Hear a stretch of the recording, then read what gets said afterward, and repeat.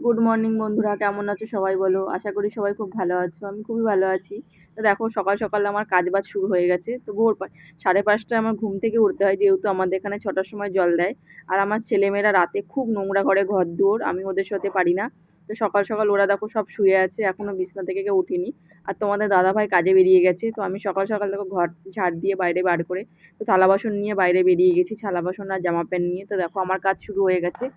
সকাল 6টা মানেই আমার কাজ শুরু। আমার সংসারে খুবই কাজ থাকে। দেখো থালা বাসন মাজার পরে দেখো আমার হচ্ছে জামা প্যান্ট কাচা। এটা রোজকার ডিউটি। এটা সব মেয়েদের ক্ষেত্রেই, শ্বশুরবাড়ি যারা থাকে সবার ক্ষেত্রে এটা হয়ে থাকে।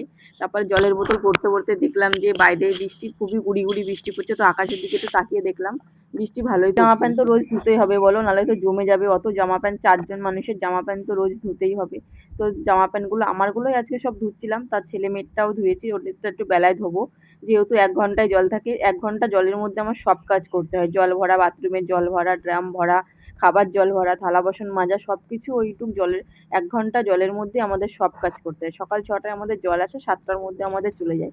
তো জামা কাপড় ধুয়ে দেখি খাবার কি বানাই। মেয়েকে বলবো যে মনা কি খাবার খাবি, মেয়ে যেটা বলবে সেটাই বানাতে হয়। আমার মেয়ে আবার সব কিছু খাওয়া পছন্দ করে না। চাটা তো আমাদের বাড়ি সকালে আমরা কেউই খাই না, চা বানায়ও না।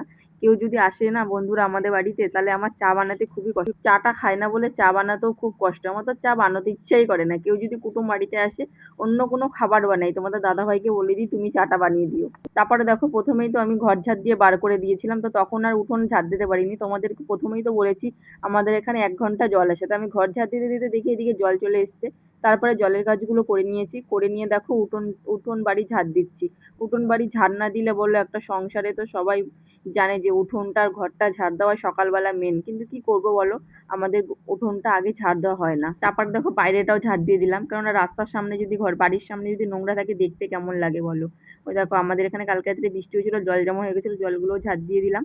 আর রাস্তাটাও আমি ঝাড় দিয়ে দিলাম। তারপরে চলে আসলাম হাত মুখ ধুতে। তো হাত মুখ ধুয়ে দেখি কি করা যায়। তো হাত মুখ ধুয়ে ফেললাম। দেখতেই পাচ্ছ আমার ছেলের একটা ছোট মিনি বোতল আছে, তো ওই বোতলটাতেই জল খাই। দেখো আমাদের পাইপ ফেটে গেছে, বাথরুমের পাইপ দিকে জল পড়ে, তো সেই জল থেকে আমাদের কাজবাজ হয়ে যায়। ওদিকে আমার ড্রাম ভরছে আর এদিকে আমার গাবলাটাও ভরে যাচ্ছে। এক কাজে দু কাজ হয়ে গেছে। যদি টিপস কেউ নিতে চাও যে এক কাজে দু কাজ হবে, তাহলে আমাকে জলদি কমেন্ট করবে, আমি তোমাকে আরো অনেক ধরনের টিপস দেবো তোমাদেরকে। তো আমি দেখো দাঁত টাত মেজে, আমার ছেলের একটা ছোট মিনি বোতল আছে, ওই বোতলটাতে জল খেয়ে নিলাম। জল খেয়ে দিয়ে ঘরে গিয়ে দেখি কি বানানো যায়, মেয়েকে গিয়ে ডাকবো। বন্ধুরা তোমরা দেখে ভাবছো যে আমি দাঁত এতক্ষণ ঘষছি কেন। তোমাদের দাদাভাই বলেছে তোমার যখন বিয়ে করেছিলাম তোমার দাঁত কটা দেখেই আমি বিয়ে করেছিলাম। যত দিন যাচ্ছে তোমার দাঁতগুলো একটু অপরিষ্কার হয়ে যাচ্ছে কেন। তো দেখো আজকে বেশি করে দাঁতটা মেজে নিলাম। তো তোমাদের দাদাভাই আসলে আগে করে দেখিয়ে দেবো যে দেখো দাঁতটা পরিষ্কার হয়েছে। তো তো ঘরে চলে আসলাম, ঘরে চলে এসে দেখো মুখটা দেখছি যে আয়নাতে কিরকম হয়েছে। আমরা তো গরিব মানুষ, আমরা তো আর ফেস ওয়াশ ক্রিম মাখতে পারি না বলো। দেখো ছেঁড়া ওড়না পড়েছি, তো মুখটা দেখো, মুখটা তো ভালোই গ্লেজ দিচ্ছে। তারপরে মেয়েকে জিজ্ঞাসা করলাম কি খাবে, মেয়ে বলেছে সুজির হালুয়া খাবো। তো দেখো আলু দিয়ে, পেঁয়াজ দিয়ে, ডিম দিয়ে সুজিটা ভেজে তার মধ্যে সুজিটা দিয়ে দিলাম। সুজিটা দিয়ে তার মধ্যে অল্প করে জল দিতে হবে, অল্প করে জল দিয়ে আস্তে আস্তে নাড়বে। যাতে এখনো জল দিইনি, দেখো এই যে জল অল্প করে দিয়ে দিলাম। অল্প জল দিয়ে নেড়ে চেড়ে সুজিটা দেখো কত সুন্দর। আমার মুখটা দেখে বুঝতেই পারছো খুব সুন্দর হয়েছে। তো টাটা, বাই বাই।